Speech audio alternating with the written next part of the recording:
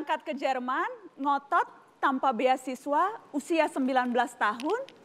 Apa rasanya ketika itu Pak Habibie? Pertama kali naik pesawat terbang. Saya pertama kali naik pesawat terbang,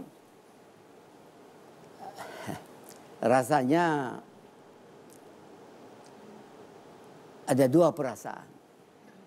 Satu perasaan yang berdasarkan ingin tahu, kok besarnya begitu, beratnya begitu, bisa aman terbang dalam keadaan cuaca yang belum menentu, bisa hujan, bisa tidak. Bagaimana caranya? Itu kesan satu. Kesan kedua adalah emosi. Emosi, saya harus naik pesawat terbang ke suatu tempat yang saya tidak tahu siapa. Waktu itu saya berangkat naik kapal terbang bulan April tahun 55. Saya usianya 18 tahun.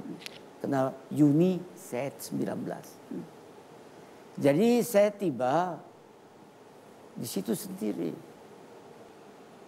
Susah hidup ketika itu Pak Habibie? Saya susah. Karena saya waktu itu yang lain semua dapat beasiswa. Beasiswa dia dapat dari Kedutaan Besar Republik Indonesia.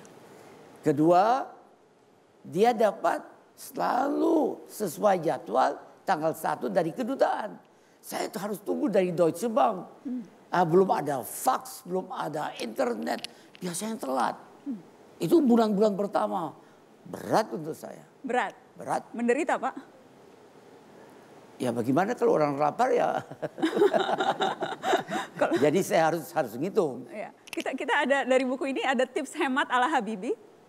Saya ingin tunjukkan ke pemirsa bagaimana yang dilakukan Habibie ketika muda, ketika menderita, belum terima uang dari Indonesia. Ini dia.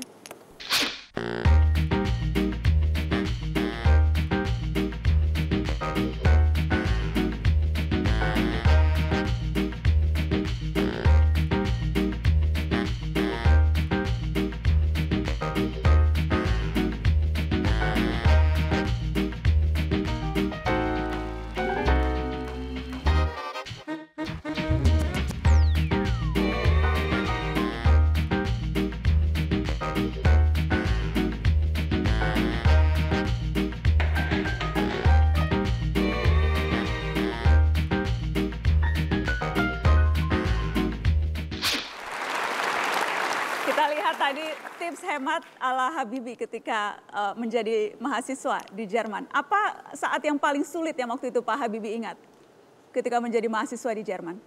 Saya harus menghemat. Caranya, saya cari tempat di mana saya bisa tinggal yang paling murah. Itu di pinggir kota. Jauh dari kampus? Jauh dari kampus. Kampus mahal. Nggak kuat bayar. Terus nggak mau. Jauh. Kalau 3 tahun atau 4 tahun kemudian atau 3 tahun kemudian Pak Wardiman datang, saya satu kamar dengan dia. Uang saya udah mulai regular datang. Tapi yang bulan pertama, tahun pertama kacau deh.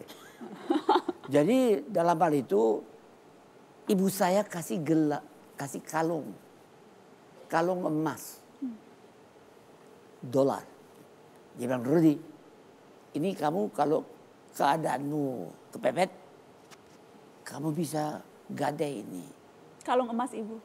Emas, kalung emas. Sempat Pak Habibie gadaikan kalung itu? Sempat. Kota belum datang, bagaimana saya hidupnya? Nah, satu. Dan saya cari itu rumah di pinggir kota yang paling murah, ya maafkan orang-orang yang di pinggir kota di daerah yang juga tingkat sosialnya tidak begitu tinggi. Mahasiswa di kampus lebih tinggi tingkat sosialnya. Jadi saya tinggal di situ, nggak ada kamar mandi, tapi saya nggak boleh mandi di situ. Itu hanya yang di mana saya tinggal. Itu Herr Neuwein. Saya boleh tinggal situ, tidak boleh masak, tidak boleh apa, saya hanya boleh tinggal di kamar yang tidak ada pemanas. Jadi saya berkemulan begitu loh. Dan itu kalau ke toilet boleh, tapi mandi tidak. Tidak boleh mandi? Tidak boleh. Jadi mandinya? Saya mandi di rumah mandi dari orang-orang yang nggak punya kamar mandi. Jadi saya antre. Saya antri di situ, saya bawa pakaian, tapi nggak bisa tiap hari. Tiap hari saya hilang waktu. Jadi ya 2 kali seminggu dah. Mandinya 2 kali? Di kamar saya ada wastafel, saya cuci sedikit. Yang lain nggak boleh. Jadi kalau mandi di situ, ya harus bayar tiket. Ya yang orang mandi situ, orang-orang yang nggak mampu memiliki kamar mandi. Ada juga Pak Wardiman Joyonegoro di sini, teman dekat Pak Habibie yang pernah sekamar waktu kuliah di Jerman. Selamat malam Pak Wardiman, apa kabar? Kita kasih tepuk tangan untuk Pak Wardiman. Pak Wardiman, seperti apa sosok Pak Habibie waktu mahasiswa ketika Anda masih sekamar dengan Pak Habibie? Kita kamarnya itu 2, ada 1 ruang tamu, ruang duduk, dan 1 ruang tidur. Jadi kita di sana, di ruang tidur. Nah, waktu itu perlu diketahui bahwa beliau itu sangat obsesi untuk membangun. Jadi mengumpulkan mahasiswa untuk yang disebut seminar pembangunan Indonesia. Jadi saben hari hampir ada rapat di sana. Ada rapat soal ya, menyiapkan seminar pembangunan Indonesia. Ya, mempersiapkan seminar. Tahun berapa itu Pak Wardiman? Ya, saya datang ke Jerman 58. Oke. 58 bersama-sama. Jadi beliau seminar, tapi beliau juga belajar. Nah, itu yang saya kagum lah ya. Karena belajar dan tepat waktu selesai. Nah, saya ingin belajar bahasa Prancis. Jadi di ruang tamu setelah pagi-pagi saya tutup pintunya, di luar saya pasang bukan tape, waktu itu masih piringan hitam. Belajar. Piringan hitam bahasa Prancis. Ya, satu kali kita di tempat di luar, beliau menyanyi lagu yang ada di tape itu. Kaget saya, masih ingat gitu beliau itu. Jadi yang belajar Pak Wardiman, tapi yang ingat lagunya Pak Habibie.